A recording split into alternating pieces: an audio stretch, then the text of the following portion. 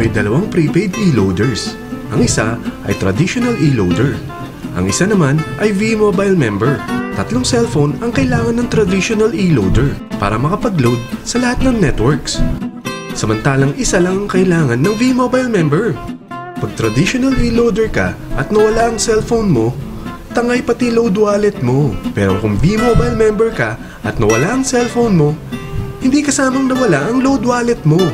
Dahil ito ay nakastore sa Load Extreme Data Center ng V-Mobile. Ang maganda pa rito, pag na-refer mo ang V-Mobile business, meron kang commission na matatanggap sa company. Kaya ano pang hinihintay mo? Mag V-Mobile na!